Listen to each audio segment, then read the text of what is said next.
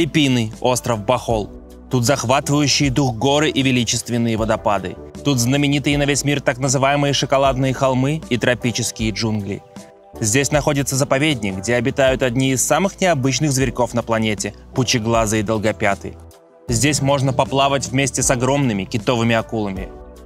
Остров Бохол – одно из основных туристических направлений на Филиппинах. Но меня всем этим уже не удивишь. Все это я уже видел и показывал вам в одном из своих прошлых роликов. Всем привет, меня зовут Серж, и волею случая я снова оказался на Филиппинах, на острове Бохол.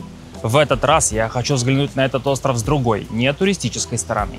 А помогла мне подробнее взглянуть на островную провинциальную жизнь местная девушка, с которой мы познакомились в социальных сетях. Говорят, что кур даят, а еще говорят, что если ты не подпишешься на Сережкин канал, 3 года не видать тебе удачи. Я думаю, что ты рисковать не хочешь, а поэтому прямо сейчас подпишись на канал и жмякни колокольчик. С Кудряшкой мы встретились в Тагбиларане. Это самый крупный город на острове Бохол, и она сразу же предложила поехать в ее деревню знакомиться с ее семьей. For today's video, we're going to my grandfather's house, and I will let him try to get fish on his own.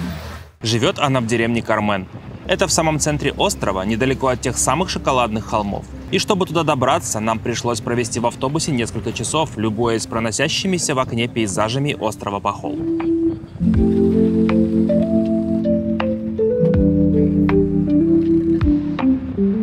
Сначала она потащила меня на местный рынок. Кто же в гости ходит с пустыми руками? Мы взяли рыбу, овощи и разные сладости. Ну как мы, некоторые из нас. But why we go to your grandparents' house, not your parents' house? What? You will get fish. But where is your parents' house? My parents broke up, so my mother is living in Pilar and my father is living in somewhere in Katipunan. But how we go to your grandparents' place? We will ride like that. Tricycle? We call that bao-bao, yeah. Bao-bao? No, not tricycle, the one, that black one. We call that bao-bao. Хабал-хабал? Bao-bao. Из деревни Кармен до дома, где живут родные Кудряшки, нужно было еще полчаса ехать вглубь острова на трехколесной колеснице. И если честно, я думал, там будет какой-то сарай из говна и палок. И никак не ожидал тут, посередине джунглей и вдали от каких-либо признаков цивилизации, увидеть большой, аккуратный, современный дом, явно построенный недавно. Пока родня осваивала добытую мною на рынке добычу и готовила обед, Кудряшка, вооружившись огромным дрыном, отправилась сбивать с деревьев помело.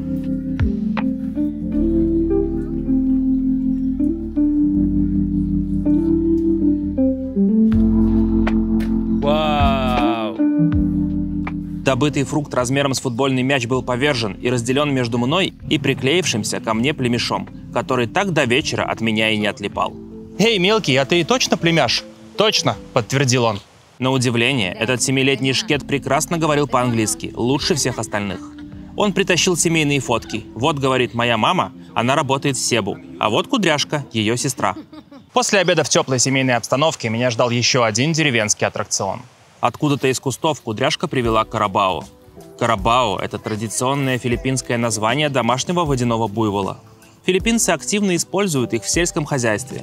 Карабао пашут рисовые поля, перевозят грузы и иногда даже людей. А в свободное от работы время они любят сидеть по самые рога в реках, озерах или грязевых лужах, чтобы охлаждаться. How to ride Carabao? The carabao? Yeah. If you wanted to go, you go ho. And then if you wanted to stop, you say what. And then if you wanted to go right, left, you say D. And then if right, jo.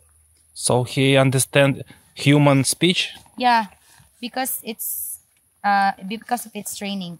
Like when it's younger, they are trained little by little. Trainable? Yeah, they're trainable. Пройдя инструктаж о том, как пользовать животное, мне предстояло теорию подтвердить практикой. Стремновато, конечно, было лезть на рогатую скотину, кто знает, что там у нее в голове. Но и возможность покататься на буйволе я упустить не мог. Кто еще может похвастаться тем, что катался верхом на филиппинском карабао? Ой, страшно-то как.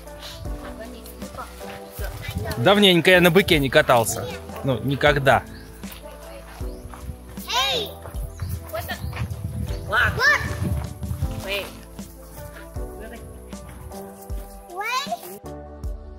В Впрочем, свои неуклюжие попытки оседлать зверя я быстро оставил и уступил это занятие более опытной наезднице.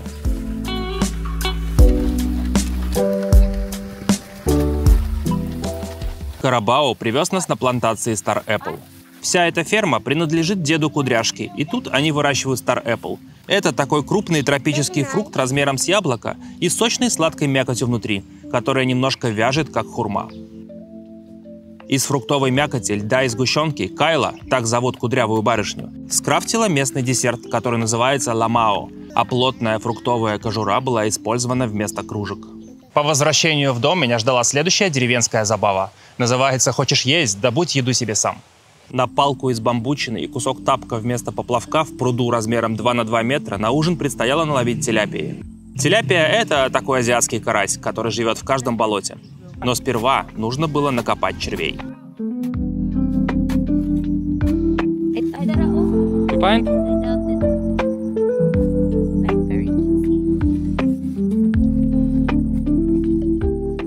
Рыбалка, надо сказать, оказалась увлекательной. Клевала, как из пулемета. Тапок то и дело дергался, ходил из стороны в сторону или на мгновение скрывался под водой. А мы наудили, наверное, несколько десятков мелкой теляпии, которая, конечно же, обязательно позже пошла в ход. Show it to Hello guys, I caught the biggest fish. Yeah. Yeah. But it's me. Say that it's me catch it. Okay guys, he caught this one. После рыбалки по пути домой Кудряшка подобрала валяющийся во дворе упавший кокос и при помощи мачете принялась с ним сражаться. But it's okay. I feel pretty inside. Let's not talk about the outside. Шансов у кокоса, конечно же, не было. И вскоре после вскрытия его содержимое отправилось в раковину. Кокосовое молоко нам не понадобится. Yeah, it's so good. You know it's so good? Why you put in coconut? But it's dirty. The fish is dirty. Yeah. We won't go on that. You just have to get the coconut. После победы над кокосом она притащила какую-то штуку и показала, как при ее помощи добывать кокосовую стружку, чем я и принялся заниматься. Till the ground? Yeah. И пока я своими кривыми руками портил кокос, моя подруга почистила ту теляпию, что мы наловили до этого. А в огороде для нашего супа ею был найден имбирь, листья шпината и зеленый лук. And this is a tomato. Yeah. Затем в свежую кокосовую стружку она добавила воды и начала тщательно выжимать ее руками, словно отжимая сок. Yeah, I have to get the... We won't use this, just this. Полученную жидкость она процедила и отправила вариться в кастрюлю вместе с рыбой и зеленью. А отработанная кокосовая стружка была утилизирована. You will eat it with rice together? Yeah.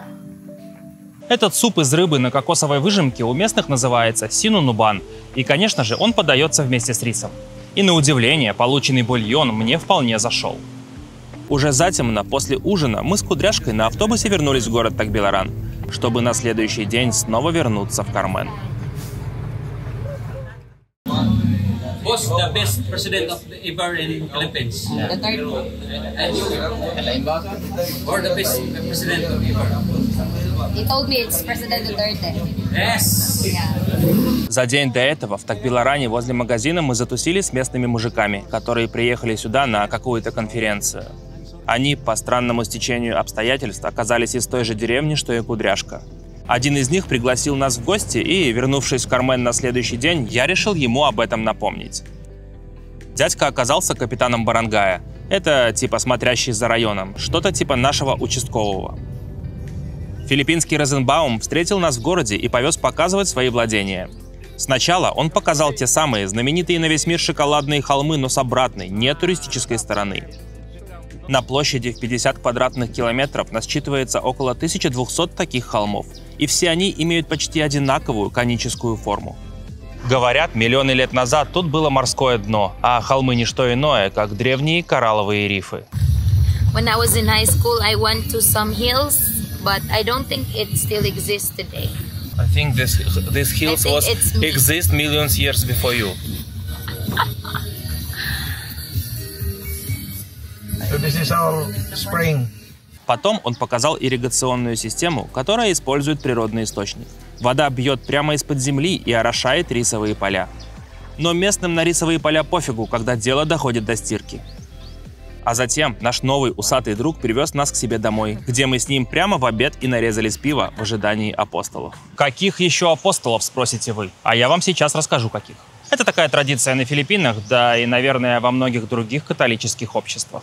Накануне пасхальной недели районная церковь назначает 12 мужчин, символизирующих 12 апостолов Иисуса Христа. Те ходят по домам и едят еду хозяина, облачившись в специальные белые религиозные одеяния. Ну а кому он их не досталось, то просто в белых майках. А взамен они читают молитвы и проводят обряд окропления дома святой водой. Мы не стали выделяться от остальных и тоже пообедали предназначенными для апостолов явствами. После обеда пришло время прощаться с нашим новым усатым гостеприимным другом и ехать дальше. В 20 километрах от родного города Кудряшки и недалеко от городка Билар есть национальный парк Максайсей парк. Тут можно заняться хайкингом по лесу, посетить ночное сафари, покормить диких макак, посетить птичник с редкими видами птиц, исследовать пещеры с летучими мышами или искупаться в холодных источниках. Каждый вид активности оплачивается отдельно, и мы решили остановиться на макаках и холодных источниках. По пути к нам присоединилась большая подружка Кудряшки, и билеты в парк на троих мне обошлись что-то в районе 350 филиппинских песо. Ну и отдельно пришлось купить орешки для макак. Как объяснила женщина, которая там работала, от принесенных бананов макаки становятся агрессивными, а поэтому тут их внимание привлекают орешками, а не бананами. Но когда мы приехали на обезьянью полянку, никаких макак там и в помине не было. То чувство, когда заплатил за билет, чтобы посмотреть на обезьян в национальном парке или заповеднике, что это, обезьяны тупо не пришли. Может, их уже тут давно и нету. Такой филиппинский развод, платишь деньги за то, чтобы посмотреть обезьян, а потом тебе говорят, что обезьяны ушли спать.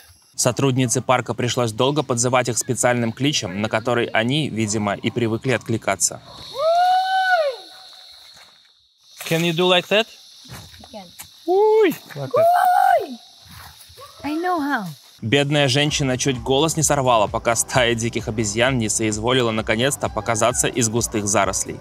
Церемониться макаки вообще не собирались. Вырывали орешки прямо из рук, лазили по одежде, забирались на колени и совершенно не стеснялись позировать перед камерой. Людей они явно не боялись. Скорее наоборот, воспринимали нас как бесплатный фудкорт.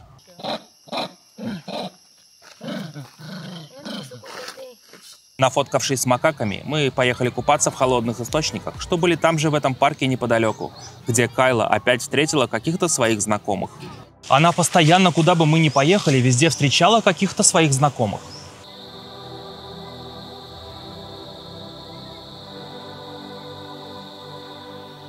Здесь, как и во владениях Куи-капитана, где мы были ранее, тоже из-под земли бьет источник.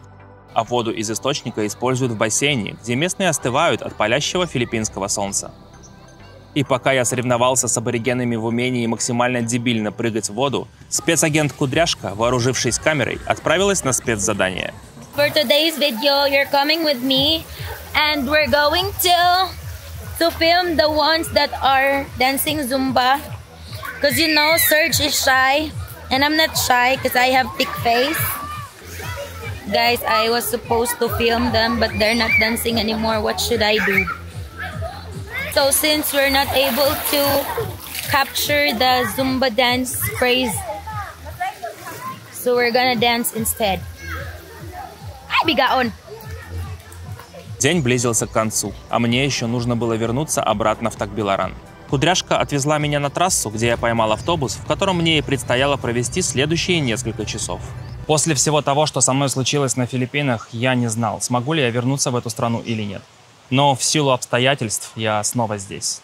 Однажды поселившись в моем сердце, эта странная, неоднозначная, но необычайно красивая страна отказывается его покидать. Как бы сильно я ни старался ее оттуда прогнать. Я обожаю вот такие простые, незамысловатые провинциальные приключения. Не устаю удивляться этой вот местной простоте и наивности, когда малознакомая барышня на первом же свидании ведет знакомиться со своей семьей. Эта страна полна недостатков. Но самое главное ее преимущество лично для меня – это не общение с местными девчулями, лояльная визовая политика или повсеместный английский язык. Нет. Самой главной особенностью этой страны лично для меня является возможность бесконечно исследовать ее пляжи, горы, водопады и пещеры с обратной, нетуристической стороны. Я терпеть не могу туристические маршруты. Весь этот лоск, загоны и разводники. А на Филиппинах сотни дорог. И выбирать ту, которая предназначена для туристов, вовсе не обязательно. Спасибо, что посмотрели это видео, и всем удачи!